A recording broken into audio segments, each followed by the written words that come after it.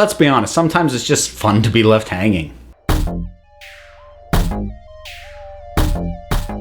So it's Doctor Who list time again, and this time I'm going to count down what I think are the top 10 cliffhangers in New Era Doctor Who. Now, as usually happens with my lists, I gotta clarify a few things before I get started. Now, as I said, I'm only doing New Who, meaning starting with the Christopher Eccleston, the 9th Doctor, going forward from there. I'm not doing Classic Era because while I am working towards filling in the gaps in my Classic Era knowledge, I still don't have enough to really be able to integrate that into these lists yet. Next, I need to clarify precisely what I mean by a cliffhanger. A cliffhanger isn't just a matter of the story's not done, we know there's more. The characters are being left in a particularly perilous situation where the way they are going to get out of it is not clear. And I also want to specify some things that I'm not going to count as cliffhangers. The end of The Doctor Falls and the name of the Doctor, those are not cliffhangers. What they were is they were completed stories that dangled a clear thing that the next story is going to be, but there's nothing perilous about the situation that they are immediately left in. So it's less of a dangling at the edge of a cliff and stopping the story there, which is where the term comes from serialized storytelling. It's less of that and more like the hero pulled himself up onto the cliff, he's now safe and looking out at a castle that we know he's going to go to in the next adventure. I'm intrigued, I want to see what happens. It's not a cliffhanger. And the one last thing I want to be clear about is this list and the things on it. I'm talking about the cliffhanger only. The quality of the episode that the cliffhanger is at the end of is not being taken into account. How well or poorly the cliffhanger is resolved in the following episode is not taken into account. Only the cliffhanger itself. Number 10. The Stolen Earth. Now, I know in the years since, the fake-out regeneration has become, honestly, a bit of a cliche. They've used it too much. But when this happened, that was a big deal. Anybody who was really excessively closely following the production knew that David Tennant had more episodes he was going to appear in, but at the moment that it happened, he goes into a regeneration. What is going to happen? Are we going to lose him? If we're not going to lose him, how is he going to get out of this? That is a heck of a moment to end an episode on. Back when they did it for the first time. As I said, it's sadly become overplayed since then, but back when we got it, right here in Series 4, ooh, that was a tense moment to leave us on. Number 9, Dark Water.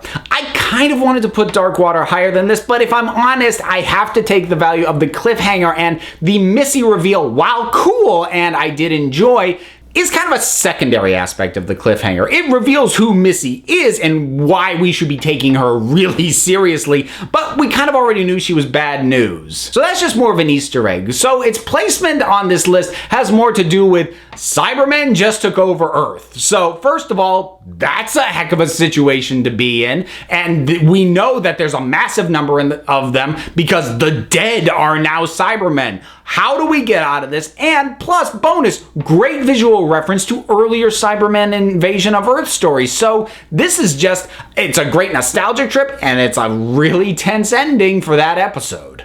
Number 8, Heaven Sent. Now this one bends the guidelines that I set ever so slightly because the Doctor himself had just got out of peril and he's not in immediate danger at this point. But when he steps out of that confession dial and we realize he's on Gallifrey, there is definitely a palpable sense of tension and terror, but more about what is he going to do as opposed to what's going to happen to him. So it's a little bit of an inverse as far as cliffhangers go. But that was a heck of a moment to end on because, I mean, we hadn't seen Gallifrey for a while at this point, and to realize that they had just put him through this, it makes it seem like this is not a place that we necessarily want to be back to in terms of it being safe for the Doctor, but he's now on a tear. What is he gonna do to this place? Number 7, the Pandorica opens. Oh, there's so much about this cliffhanger. Okay, first of all, we've got the entire just cadre of villains who have all teamed up to face the Doctor. We've got Daleks, we've got Cybermen, Sontarans,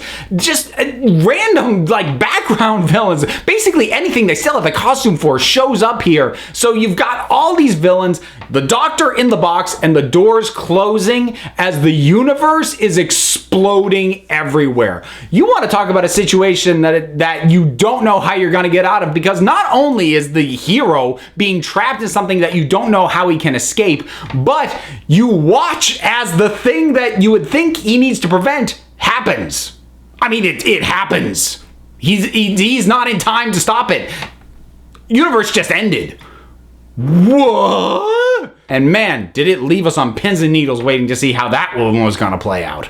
Number 6, the impossible planet.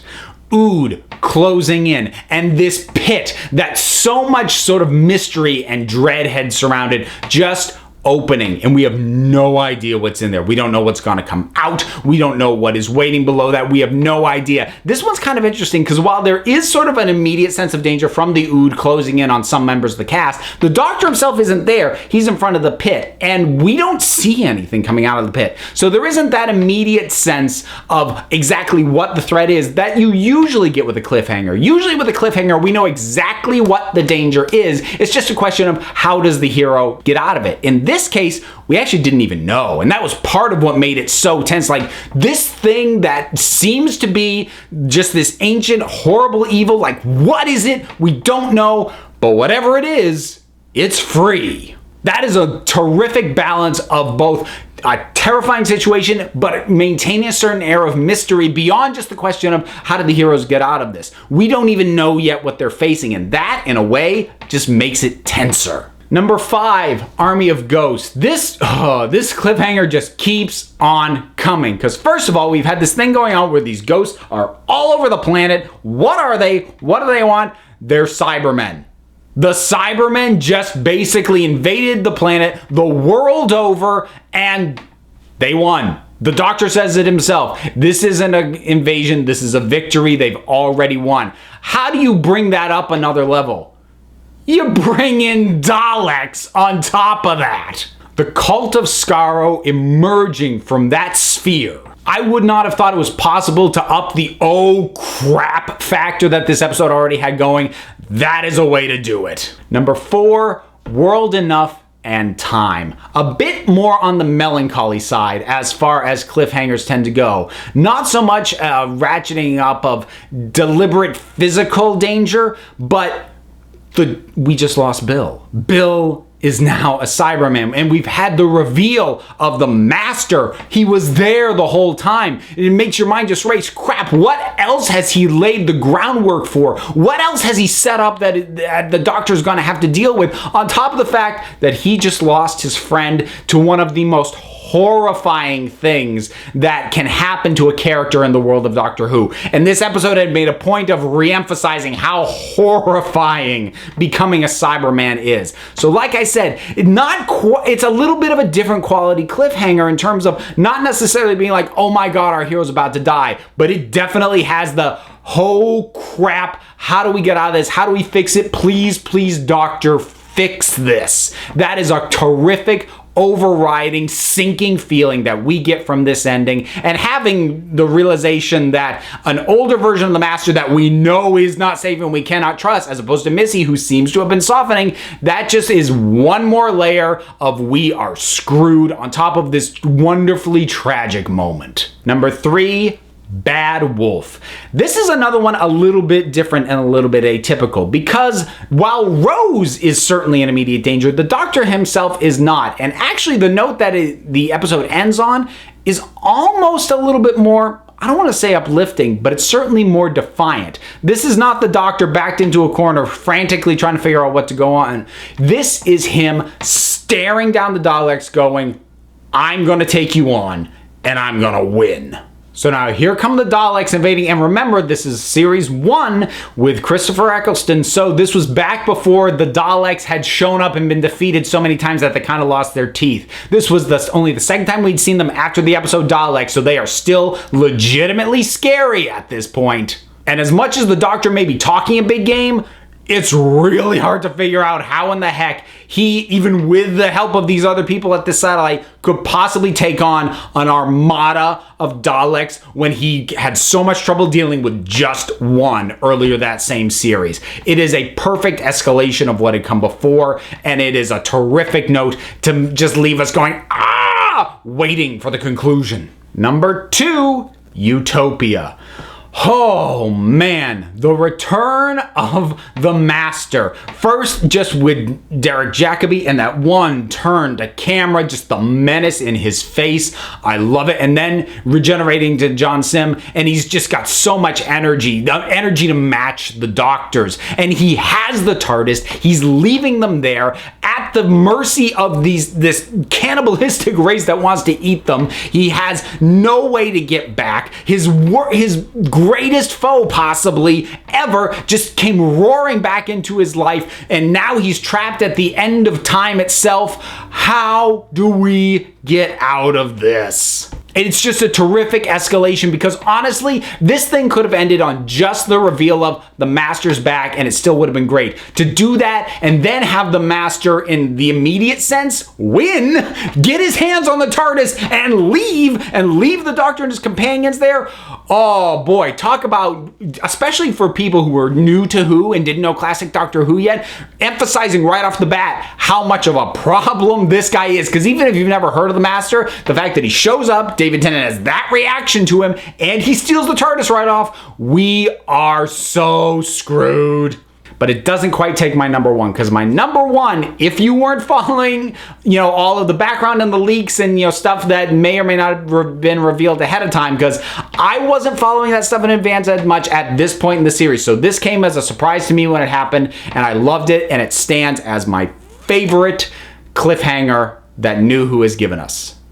And that is the end of time, part 1. We've been dealing with the Master, and that alone has been a big enough problem, especially with David Tennant's 10th Doctor knowing that he's going to die soon. So he's off his game, the Master is back, the Master is unhinged beyond what he normally is, making him even more dangerous than usual. And then there's that voice.